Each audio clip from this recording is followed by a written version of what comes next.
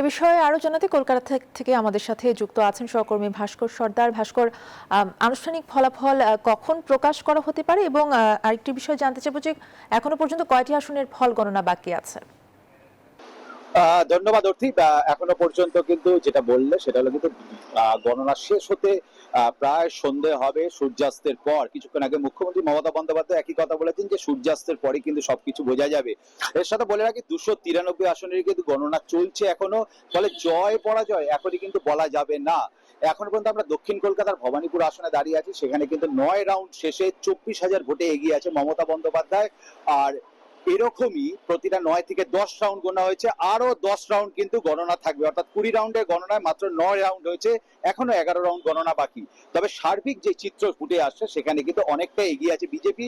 এখনো পর্যন্ত যে ট্রেন্ড বলা যায় বিজেপি সরকার গড়তে চলেছে এখনো বলা যায়। আমি শেষ তথ্যটা আপনাকে দিয়ে রাখি যে বিজেপির তরফ থেকে কিন্তু বিজেপি এখনো পর্যন্ত পশ্চিমবঙ্গে 200 আসনের 294টা আসনের মধ্যে কিন্তু 185টা আসনে এগিয়ে আছে।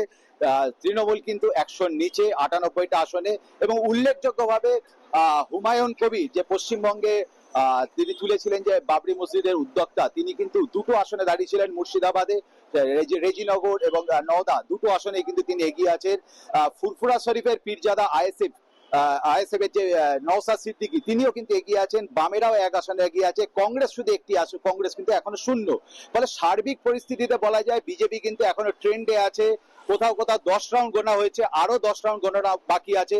সূর্যাস্ত হয়ে যাবে মমতা বন্দ্যোপাধ্যায় কথাবার্তা। এবং পাশাপাশি বলে রাখি মমতা বন্দ্যোপাধ্যায় কিন্তু কিছুক্ষণ আগে বলেছে যে সূর্যাস্ত হয়ে যাবে এই গণনা শেষ করতে। সর্বশেষ তথ্য কলকাতা থেকে আমার কাছে এটাই থাকছে।